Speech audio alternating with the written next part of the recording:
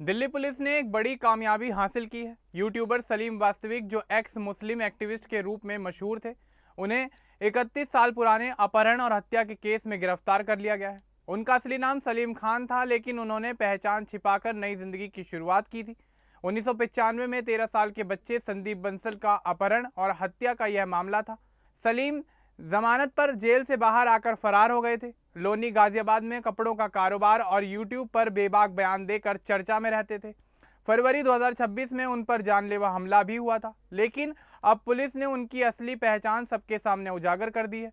यह घटना पुराने अपराध और नई जिंदगी के बीच का एक रोचक मामला है। तो चलिए आगे बढ़ते हैं और आपको विस्तार से बताते हैं कि क्या है ये पूरा मामला। लेकिन उससे पहले बात कर लेते हैं सलीम वास्तविक के जीवन के बारे में। दरअसल सलीम वास्तविक का जन्म 1972 में उत्तर प्रदेश के शामली ज़िले में हुआ था। उनका बचपन शामली में ही बीता। उनका परिवार काफ़ी सामान्य था। उनकी शादी अफसाना से हुई थी।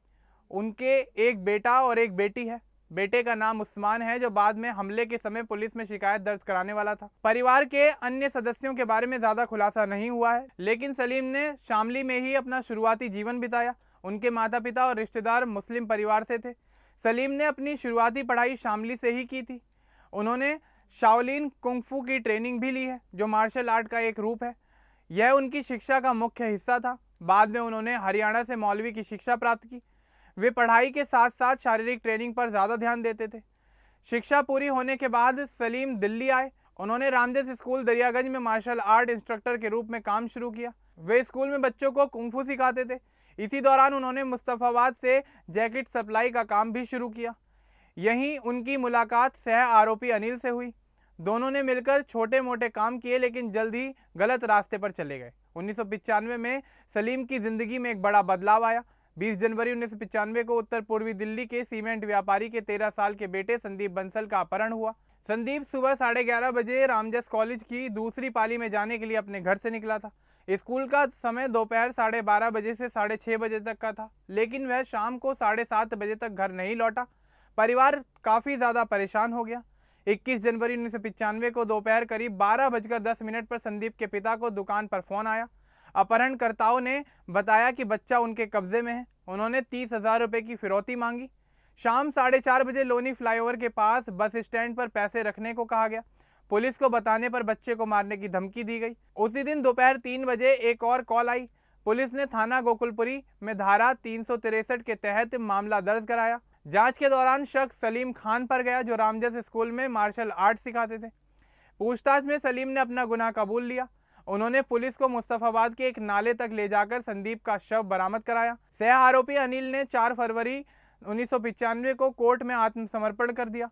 उसके पास से बच्चे की घड़ी, टिफिन बॉक्स और स्कूल बैग बरामद हुआ। अनिल ने ही फिरौती की कॉल की थी और अपहरण का सुझाव दिया था। मामले की जांच पूरी हो गई। 5 अगस्त 1997 को कड़कड़डूमा कोर्ट ने सलीम खान और अनिल दोनों को उम्र कैद और 10,000 रुपये जुर्माने की सज़ा सुनाई।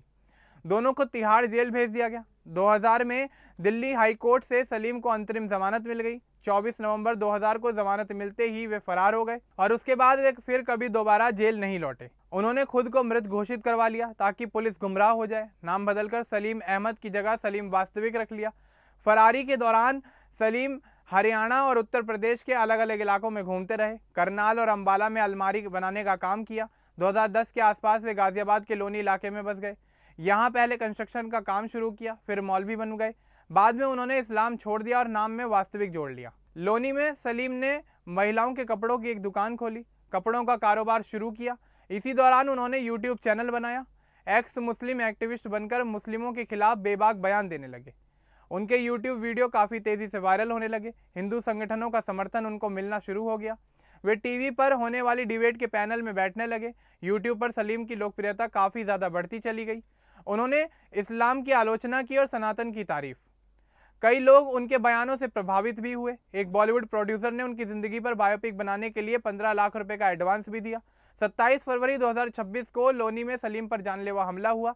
उनके ऑफिस में 2 हमलावर जीशान और गुलफाम हेलमेट पहनकर घुसे।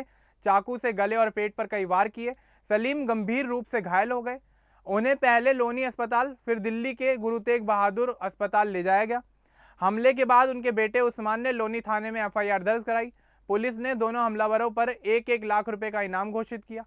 सलीम को 24 घंटे पुलिस सुरक्षा दी गई। 1 मार्च 2026 को जीशान पुलिस मुठभेड़ में मारा गया। 3 मार्च 2026 को गुलफाम भी मुठभेड़ में ढेर हो गया। दोनों पर इनाम था। सलीम का इलाज चलता रहा। 25 मार्च 2026 को उन्हें अस्पताल से छुट्टी मिल गई, वे घर लौट आए। हमले के बाद दिल्ली पुलिस की क्राइम ब्रांच को गुप्त सूचना मिली। इंस्पेक्टर रॉबिन त्यागी की टीम ने पुराने रिकॉर्ड, फिंगरप्रिंट और फोटो का मिलान किया। पुष्टि हुई कि सलीम वास्तविक वही सलीम खान है जो 1995 के केस का फरार आरोपी है। 25 फरवरी 2026 को दिल्ली पुलिस की टीम लोनी में सलीम वास्तविक के घर पहुंची। उन्होंने सलीम वास्तविक को गिरफ्तार कर लिया। एसीपी संजय कुमार नागपाल की निगरानी में ये पूरी कार्रवाई हुई। आरोपी को तिहाड़ जेल भेज दिया गया। पूछताछ में सलीम ने बताया कि फरारी के दौरान उन्होंने किन किन लोगों की मदद ली और कहां-कहां ठिकाने बदले। पुलिस अब इस बात की जांच कर रही है कि फरारी के दौरान उन्हें और किस किस की मदद मिली। यह गिरफ्तारी दिल्ली पुलिस की एक बड़ी सफलता मानी जा रही है। 31 साल से फरार एक सजायाफ्ता अपराधी को पकड़ा गया। सलीम की जिंदगी में कई मोड़ आए। उनके यूट्यूब करियर में भी काफी विवाद रहे। पहलगाम आतंकी हमले के बाद उन्होंने पाकिस्तान पर आरोप लगाए, मुस्लिमों के खिलाफ बोलकर हिंदू संगठनों का समर्थन हासिल किया, लेकिन इस बीच उनका असली अतीत छिपा रहा। परिवार अब सलीम की गिरफ्तारी से सदमे में है। पत्नी अफसाना और बच्चे पर क्या बीत रही है, यह सोचने वाली बात है। सलीम की कहानी दिखाती है कि अपराध कितना लंबा पीछा करता है। नाम बदलने से कानून नहीं बचता। यूट्यूब की दुनिया में चमकने के बावजूद पुराना केस सामने आ ही गया। पुलिस अब पूरे मामले की गहराई से जांच कर रही है। सलीम को कोर्ट में पेश किया जाएगा। पुरानी सजा के साथ नई कानूनी प्रक्रिया चलेगी। यह घटना 1995 से शुरू होकर 2026 तक चली। हर तारीख पर एक नया मोड़ आता नजर आया। संदीप बंसल की हत्या से लेकर सलीम की गिरफ्तारी तक का ये सफर लंबा और काफी ज्यादा चौंकाने वाला रहा। सलीम ने अपनी जिंदगी में कई बदलाव देखे, मार्शल आर्ट टीचर से अपराधी, फिर यूट्यूबर और आखिर में फिर जेल की सजा काटने वाला एक अपराधी।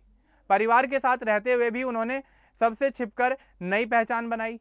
बेटा उस्मान अब पिता की गिरफ्तारी के बाद काफी मुश्किलों का सामना कर रहा है। यूट्यूब पर उनके अचीवमेंट की कहानी चर्चा का विषय बनी हुई थी, लेकिन उनसे जुड़े हुए विवाद भी कम नहीं रहे हैं। उनकी बेबाक बयान ही उन्हें चर्चा में लेकर आए, लेकिन उनका असली चेहरा छिपा रहा।